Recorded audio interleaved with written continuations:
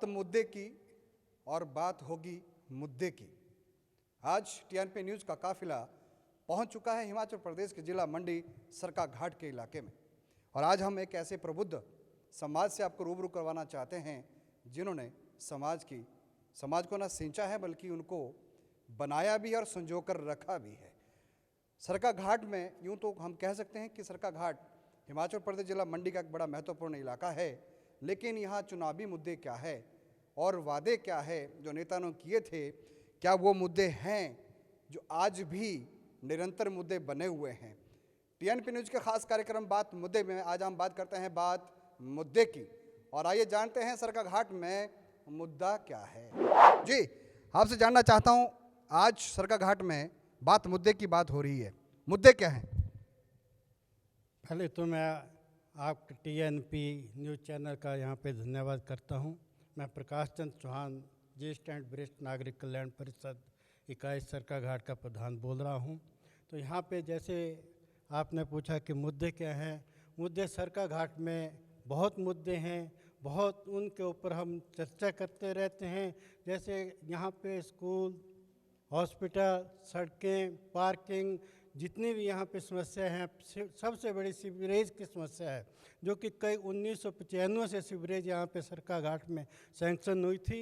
95 से लेके आज तक सीवरेज आधी अधूरी पड़ी हुई है, उसके ऊपर कोई सुनवाई नहीं हो रही है। सबसे बड़ा मुद्दा सीवरेज का है। उसके बाद सड़कों का है। यहाँ पे सड़कें बहुत ख़राब हैं, जितने भी ट्रैफिक है वो बहुत मुश्किल से लोगों को पास देना मुश्किल जाता है। और दूसरे मुद्दे स्कूल के हैं। यहाँ पे स्कूल तो हैं पर अच्छी बिल्डिंगें नहीं हैं, अच्छा स्टाफ तो होगा या यहाँ पे ज़्यादा वो नहीं है। और जो दूसरे मुद्दे हैं वो भी यहाँ पे बहुत हैवी हो रहे हैं। और जो आजकल जो इलेक्शन चला हुआ है, इसमें भी यही लोकल मुद्दे ज़्यादा उठाए जाते हैं, और ये मुद्दे आज का विषय बना हुआ है सरकार। इसका दोषी कौन है? क्यों ये मुद्दे नहीं हो पाए? क्यों ये विकास नहीं हो पाया? क्या कारण रहा? कहाँ चूक हुई? क्या नेता आते नहीं हैं, वादे करते हैं लेकिन उसके बाद लौट के नहीं आते हैं? नहीं, नेता वादे तो करते हैं, पर यहाँ के जो हमारे नुमाइंदे हैं, देखो हमारे एक साइड भी देख लो, दूसरी साइड जो हमारा ब्लॉक धर्मपुर ब्लॉक है, उसमें तो विकास ही विकास हुआ। 15 उनमें तो लगता है सरकार से भेदभाव हुआ है। भेदभाव हुआ, बहुत बड़ा भेदभाव हुआ है। और हम सीनियर सिटीजन अपने एमएलए को मिले। जिम्मेदार कौन है? जिम्मेदार कौन है? मैं देखो, मुझे तो उसको टिकट तो नहीं मिला, जिम्मेवार तो उन्हीं की भी होगी, उन्होंने काम भी वैसे कराया होगा, पर सरकाघाट की अनदेखी हुई है। सरकाघाट की अनदेखी हुई है। बात मुद्दे की मैं जी आपसे जानना चाहता हूं कि ये हिमाचल प्रदेश में 68 विधानसभा, हर बार नेता आते हैं, वादा करते हैं, वादे करके चले जाते हैं, मुद्दे खड़े हैं, मुद्दा क्या है? इसकी जो नेता लोग वादे करते हैं फिर चले जाते हैं, फिर चुनाव के बाद भूल जाते हैं। नेता तो जिम्मेवार है ही है, पब्लिक भी जिम्मेवार है। जनता को देखना चाहिए कि हम 5 साल के लिए वो प्रतिनिधि चुन रहे हैं जिससे हमने अगले 5 साल काम लेना है। तो चुनाव के समय ऐसा दौर चलता है कि नेता लोग भी अपनी उपलब्धियां, अपने काम गिना के वोट नहीं लेते, लोगों को पटा के वोट लेते हैं। जो कोई दारू से, शराब से, पैसे से किसी तरह खरीदा जा सकता है। और लोग भी वोट डालते नहीं हैं, वोट बेचते हैं थोड़े से लालच में। वो दूर तक नहीं देखते कि हमने इस आदमी से 5 साल काम लेना है। इस वजह से कई योग्य आदमी रह जाते हैं और गलत लोग आगे सत्ता तक पहुंच जाते हैं। तो लोगों को भी थोड़ा जागरूक रहना चाहिए। थोड़े बहुत लालच में आके गलत आदमी को वोट देके उसको आगे नहीं करना चाहिए। उससे अच्छा आदमी निराश होकर घर बैठ जाता है, और गलत आदमी के जाने से भ्रष्टाचार शुरू हो जाता है, विकास रुक जाता है। कहीं ना कहीं विकास रुक जाता है। उसके लिए सिर्फ नेता ही नहीं, लोग भी जिम्मेदार हैं, ऐसा कहना है। लेकिन आपसे जानना चाहते हैं मुद्दे क्या है? क्यों लगता है ऐसा कि जो विकास होना चाहिए तो वो नहीं हो पाया? हमें तो दुख हो रहा है कि 15 सालों से 10-15 सालों से हम अनसेफ भवनों को देख रहे हैं, और हमारे सरकाघाट की नगर परिषद भी बोलती है, विधायक भी बोलते हैं कि सरकाघाट में जगह नहीं है। कम से कम जो 15 साल 10-15 सालों से अनसेफ भवन पड़े हैं उनकी तो मरम्मत करें। वहाँ 2-3 मंजिला बन सकते हैं, पार्किंग ही बन सकती हैं। पहला मुद्दा। दूसरी बात है गौवंश। जब तक गौवंश हमारा बांधा नहीं जाएगा, बांधने की व्यवस्था करे। सरकार दे रही है, जो घर में एक बैल पालेगा उसको 1000 रुपये दे दे, ये जो मनरेगा में लगे हैं इनको वहाँ जो मैल है जैविक खाद बनेगी, अपने खेतों में डालें और अपने बच्चों को भी जहर मुक्त सब्जी खिलाएं, अपने आप भी खाएं, गांव वालों को भी खिलाएं, दूध पिलाएं। आज तक तो बच्चों को ही पता नहीं दूध कैसा होता है। ये आज तक नहीं हो पाया, जिम्मेदार कौन है? जिम्मेदार तो जो हमारे नेतागण हैं वही हैं, उन्हीं को मानते हैं, क्योंकि पब्लिक, हम भी जिम्मेवार हैं। हम नेताओं को दोष नहीं देते क्योंकि हमारी पब्लिक कहती ही कुछ नहीं है। हमें तो दुख होता है, हमारे इतने नौजवान हैं, इतने युवा हैं, उनको आजकल क्या हो रहा है। 12 तारीख आ रही है, चुनाव का दिन है, क्या लगता है कि फैसला होने वाला है? फैसला हो जाएगा, चलो करेगा। हमने तो फैसला कर दिया, हम जो भी चुनेंगे। क्या मुद्दे रखेंगे आप? मुद्दों को रखिए फैसला। मुद्दे 8-9 मुद्दे, उनके पीछे चलेंगे, हम आगे चलते रहेंगे, उन लीडरों को आगे करेंगे जो नेतागण हमारे बनेंगे। कोई बने, चाहे बीजेपी का हो, चाहे कांग्रेस का हो, चाहे आपका हो, कोई भी लीडर होगा उसके पीछे हम चलेंगे, आगे उसको करेंगे। हमने पंपलेट छुपा दिए हैं कि आगे आप होंगे, पीछे से हम होंगे। हम तन मन धन से सरका घाट के लिए लड़ेंगे। सरका घाट के लिए लड़ा जाएगा ऐसा कहना, लेकिन आपको क्या लगता है मुद्दे क्या हैं? देखो, जो मैं हेमराज आर्य आपके चैनल का यहाँ पर पधारने का स्वागत करता हूँ। मैं धर्मपुर क्षेत्र से बिलोंग करता हूँ और धर्मपुर क्षेत्र में विकास हुआ, परंतु इस विकास में भेदभाव से जो काम होते हैं उसके लिए हम जो है नहीं चाहते हैं कि भेदभाव से विकास हो, क्योंकि सरका घाट के बहुत से गांव ऐसे हैं जो धर्मपुर के एरिया में पड़ते हैं, वहाँ से भी उनको इलेक्ट किया जाता है, उनको वोट दिए जाते हैं, परंतु सरका घाट के विकास के लिए उनकी तरफ से कोई ध्यान नहीं दिया जाता। आज से हम 35 साल से यही देख रहे हैं, जैसा सरका घाट था वहीं का वहीं खड़ा हुआ है, उसकी तरफ कोई विकास की तरफ कोई ध्यान नहीं दिया गया है, जबकि धर्मपुर क्षेत्र की तरफ उन्होंने काफ़ी ध्यान दिया और काफ़ी विकास किया। तो हम चाहते हैं कि जो व्यक्ति आगे आए और सरका घाट का विकास करे, हम उसको सपोर्ट करेंगे। और जिम्मेदार कौन है? जिम्मेदार हमारे नेता लोग ही इसके जिम्मेवार हैं। आपको क्या लगता है 12 तारीख को क्या फैसला होने? अब फैसला तो ये पब्लिक करेगी। मुद्दे याद रखें, जरूर भेदभाव याद, बिल्कुल भेदभाव याद रहेगा, मुद्दे याद रहेंगे, नेता याद रहेंगे, नेताओं के वादे याद रहेंगे। जी आप बताएं, मुद्दा क्या है? देखिए, सरकार की ड्यूटी है कि जो मनुष्य के मूलभूत अधिकार हैं उन अधिकारों को दिलाना सरकार की ड्यूटी है, जैसे रोटी, कपड़ा, मकान। क्या लगता है नहीं दे पाए? तो इसमें तो अब स्वास्थ्य और शिक्षा ही हमारा एक जीवन जीने का अधिकार है, उसी में सरकार नाकाम रही है, शिक्षा में भी और स्वास्थ्य में भी। मूलभूत सुविधाएं नहीं दे पाए, कौन जिम्मेदार है? 12 तारीख को फैसला आएगा। 12 तारीख को फैसला है। मुद्दे क्या रहेंगे? मुद्दा यही है कि जो वादे किए हैं वो पूरे करें। मुद्दे यही है, वादे करते हैं, बाद के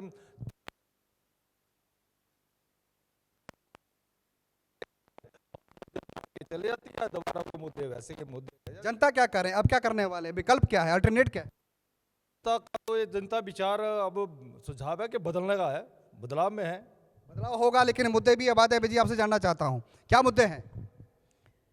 सरका घाट के जो मुद्दे हैं वो तो बड़े लंबे समय से चले आ रहे हैं। 15 वर्ष यहाँ बीजेपी का राज रहा और इन 15 वर्षों में जो ढांचे यहाँ खड़े थे वही हैं, उसमें कोई सुधार नहीं हुआ। अभी एक सरका घाट में हॉस्पिटल का निर्माण हो रहा है और उस निर्माण को 12 वर्ष हो गए, लेकिन उसका उद्घाटन नहीं हो पाया। और उसके साथ ही यहाँ और 15 साल के अंदर कोई नई बिल्डिंग सरका घाट के अंदर नहीं बन पाई, ना ही कोई ऐसा शिक्षा संस्थान बन पाया। अगर हम दूसरे ब्लॉकों को देखते हैं तो वहाँ 2-2 केंद्रीय विद्यालय बने हुए हैं, अटल विद्यालय बना हुआ है और सरका घाट में नाम की ये कोई चीज़ नहीं है।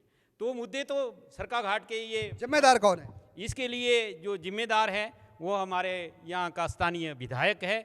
और अगर वो विधायक दूसरे विधायकों, हमारी चारों तरफ कंस्टिट्यूंसी में जो विकास हुआ है वो उन विधायकों ने किया है, उन मंत्रियों ने किया है। अगर हमारा विधायक भी यहाँ सक्रिय रहता तो शायद ये 15 वर्षों से जो लंबा उसी विधायक का 15 साल का यहाँ कार्यकाल रहा और 15 वर्ष में उसने इन सरका घाट के मुद्दों की ओर कोई ध्यान नहीं दिया और इसलिए सरका घाट जो है पिछड़ता चला जा रहा है। क्या लगता है 12 तारीख को क्या होने वाला है, क्या करने वाले हैं?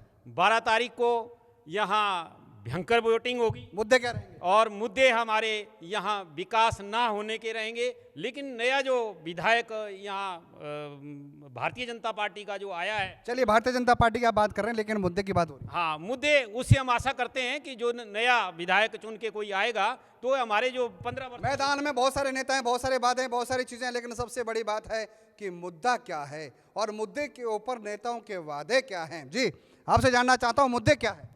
मुद्दों के बारे में जैसे बाकी सभी लोगों ने बताया, शिक्षा का, स्वास्थ्य का, सड़कों का, सारे जो मुद्दे हैं सरका घाट से संबंधित हैं, जो भी इन मुद्दों को हल करेगा हम उसका ही समर्थन करेंगे।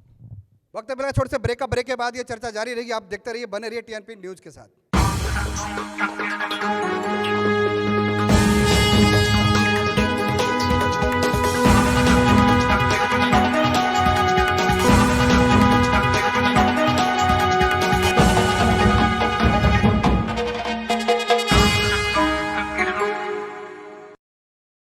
ब्रेक के बाद फिर से आपका स्वागत है। बात मुद्दे की आज सरका घाट से हो रही है और वरिष्ठ नागरिक हमारे साथ हैं।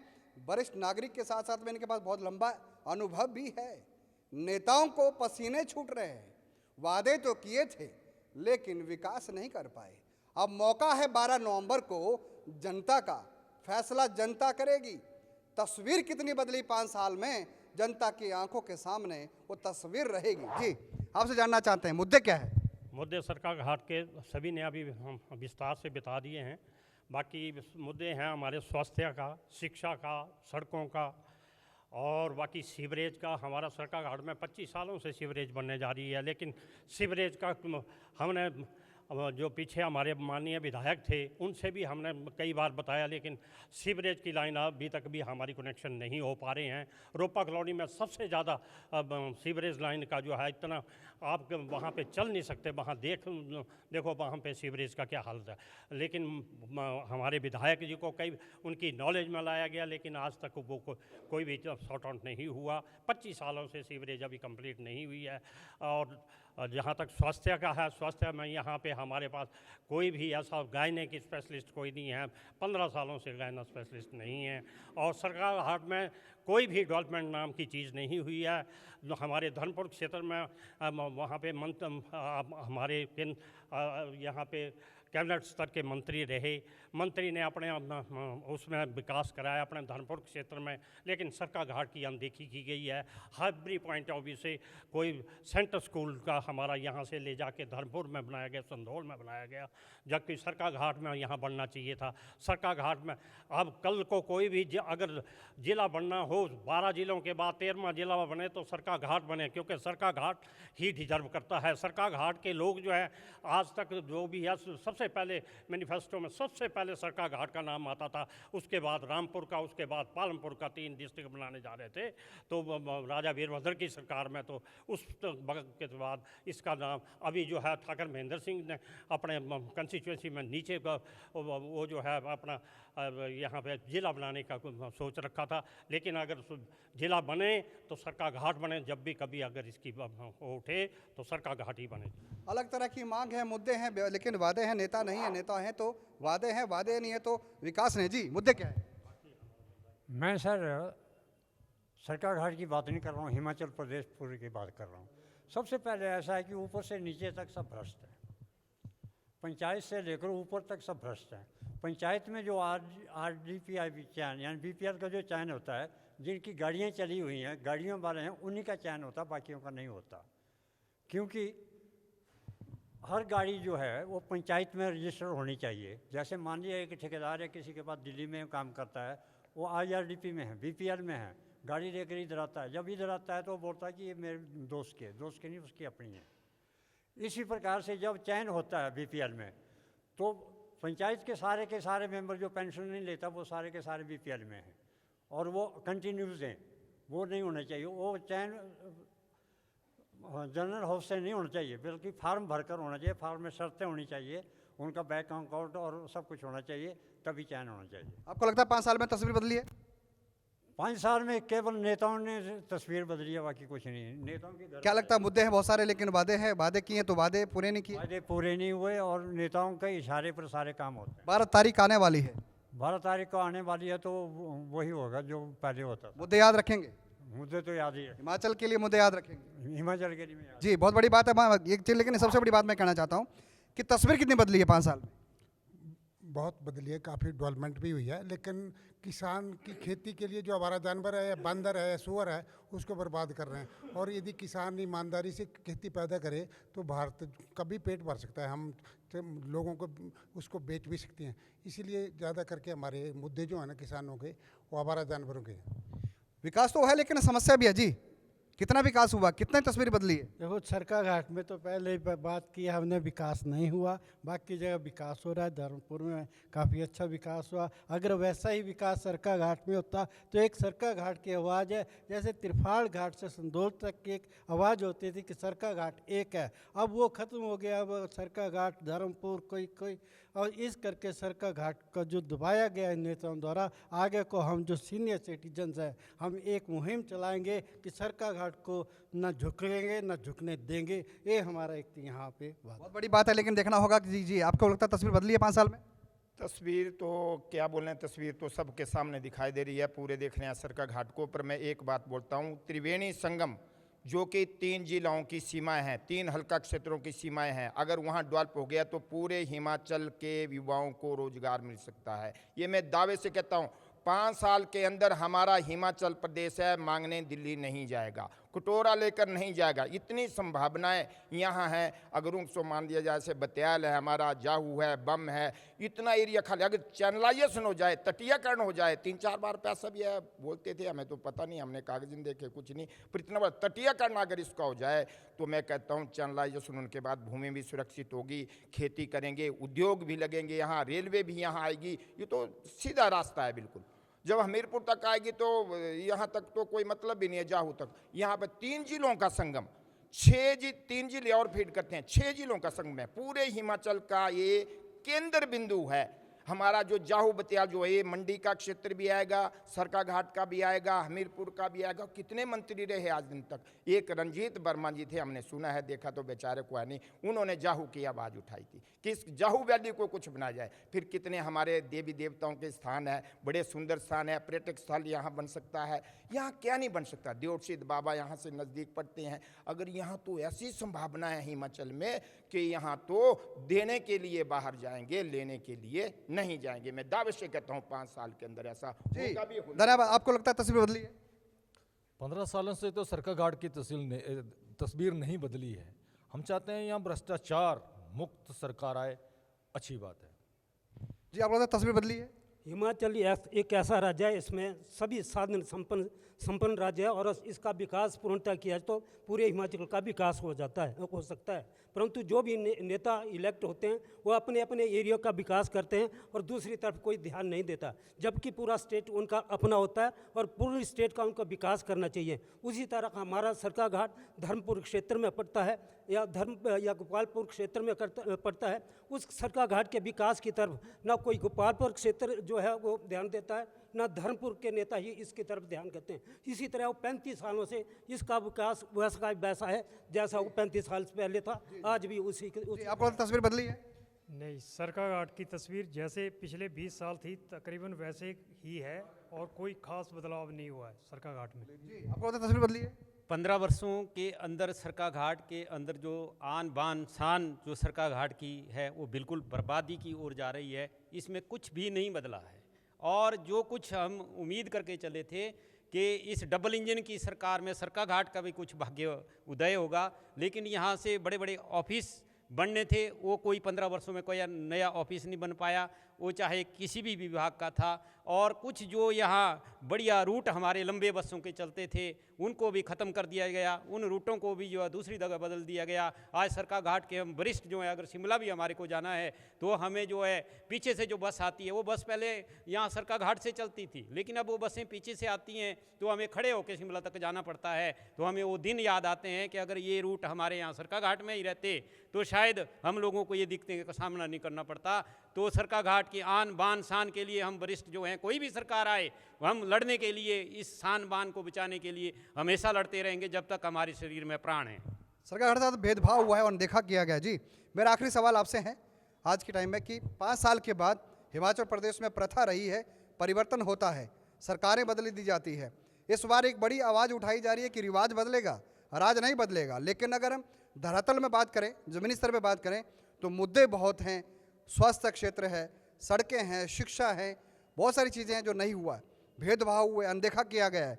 फिर भी रिवाज बदलेगा?